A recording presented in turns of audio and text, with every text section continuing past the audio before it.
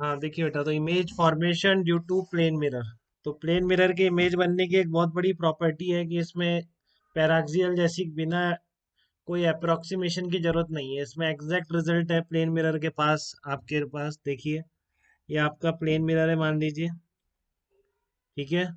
और यहाँ पर कहीं ऑब्जेक्ट रखा हुआ है, तो हम बिल्कुल लॉ ऑफ रिफ्लेक्शन को फॉलो करते हुए इमेज ड्रॉ करने की कोशिश करते हैं। तो कोई रे एक तो यहाँ पे जो नॉर्मली गिरने वाली है वो तो वापस आ जाएगी, वो तो वहीं पे रिफ्लेक्ट हो जाएगी जो नॉर्मली गिरेगी इस मिरर के ऊपर, ठीक है।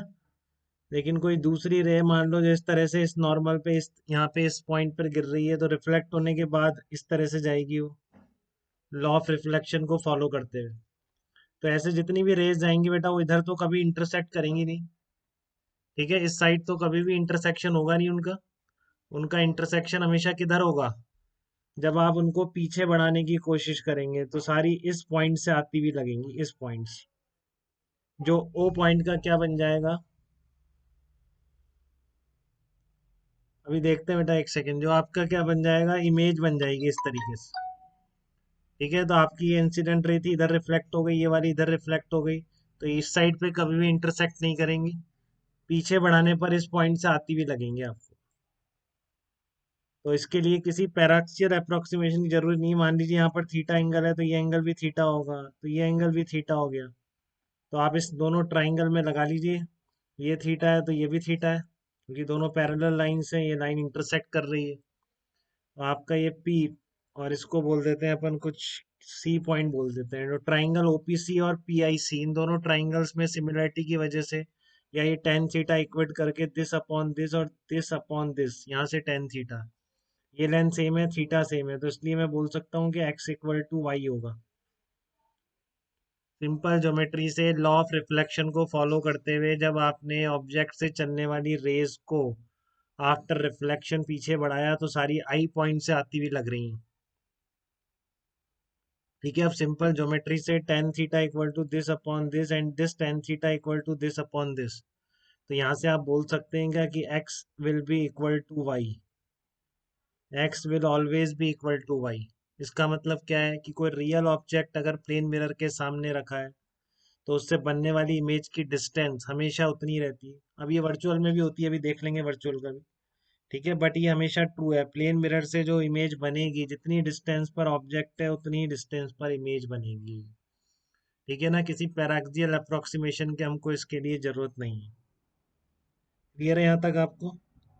और प्लेन मिरर से इमेज कैसे लोकेट करेंगे, ये तो इस तरीके से ये भी आना चाहिए आपको। मान लो इधर है आपका प्लेन मिरर, ध्यान से देख लीजिए बेटा, ये बहुत काम में आता है। यहाँ पर ऑब्जेक्ट है, तो इसकी इमेज कहाँ बनेगी। तो जब भी आपको प्लेन मिरर में इमेज देखनी है, आप क्या करेंगे, अगर यहाँ पे मिरर तो है नहीं, तो आप मिरर को एक डॉटेड लाइन से एक्सटेंड कर दीजिए इस तरीके से, ठीक है।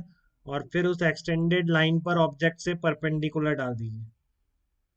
तो ये जो डिस्टेंस जितनी है, मान लो ये कितनी है, ये आपकी ओसी, ये डिस्टेंस जितनी है इतनी डिस्टेंस पर पीछे यहाँ पर इमेज बन जाएगी। तो इस प्लेन मिरर में इस ऑब्जेक्ट की इमेज यहाँ बनेगी, ठीक है। तो ऐसे मिरर को एक्सटेंड करके आप हमेशा इमेज की पोजीशन निकाल देंगे, कहीं भी निकाल सकते हैं। मान लो ये मिरर है आपका, यहाँ पर ऑब्जेक्ट रखा हुआ है, तो बताइए इस प्लेन मिरर में ऑब्जेक्ट की इमेज की पोजीशन कहाँ पर होगी।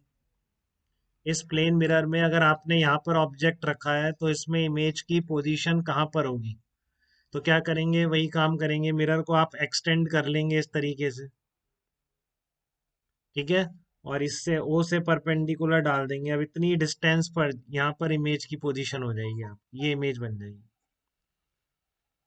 ठीक है। इतना यहाँ तक क्लियर है क्या बेटा आपको। मिरर से, प्लेन मिरर से इमेज कैसे देखेंगे, हमेशा ऑब्जेक्ट और इमेज की डिस्टेंस इक्वेट होगी, ठीक है ना। हमेशा ऑब्जेक्ट से और इमेज की जो इस लाइन से डिस्टेंस है, वो हमेशा क्या होगी, इक्वल होगी।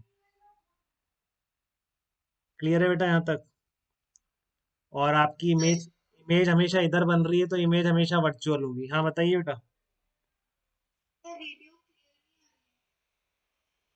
चलिए अब बताइएगा एक बार बेटा, और किसी को भी दिक्कत आ रही है क्या वीडियो में।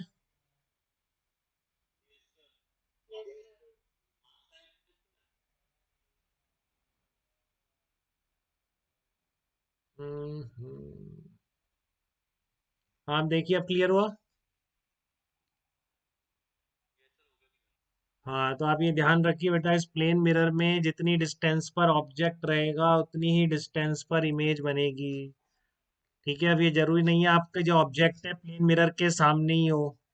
अगर सामने नहीं होगा तब भी आपको इमेज की पोजीशन निकालनी आनी चाहिए। कैसे निकालेंगे उस केस में? जैसे बताया मैंने आपको, आप क्या करेंगे, मिरर को एक्सटेंड कर लेंगे यहाँ से। ठीक है, मिरर को एक्सटेंड कर लेंगे तो वो पॉइंट से इस पर परपेंडिकुलर डालेंगे, तो this distance equal to this distance. ठीक है, फिर आता है size of image is same as that of the object. तो हर पॉइंट की इमेज बिल्कुल उसके सामने आ रही है कि नहीं, तो इससे अपने आप समझ में आ जाएगा। मान लो ये मिरर है आपका, ये कोई ऑब्जेक्ट रखा हुआ है, तो ऑब्जेक्ट के हर पॉइंट की डिस्टेंस उसके सामने ही तो बनेगी बिल्कुल। तो दूसरा फैक्ट भी समझ में आ रहा है कि आपको प्लेन मिरर से size of object is always equal to size of image. ठीक है, प्लेन मिरर में क्या होता है, size of image will always be equal to size of object। तो आपको ये रे डायग्राम से भी क्लियर है बेटा, इमेज की पोजीशन कोई पैराक्सियल की जरूरत नहीं, हमेशा ऐसा होगा। अगर प्लेन मिरर के सामने वो पॉइंट रखा हुआ है तो उसके बिल्कुल उतनी ही डिस्टेंस पर इमेज बन जाएगी। रियल ऑब्जेक्ट है तो आप देख रहे हैं हमेशा इमेज कैसी बन रही है, वर्चुअल बन रही है। दूसरी बात, कोई भी आपने जैसे इस साइज का ऑब्जेक्ट रखा है, हाइट ऑफ ऑब्जेक्ट है, तो height of image will always be equal to height of object, क्योंकि हर पॉइंट की जो इमेज बन रही है सामने ही बन रही है। ठीक है, तो इन दो बातों में आपको प्लेन मिरर के किसी तरह का डाउट तो नहीं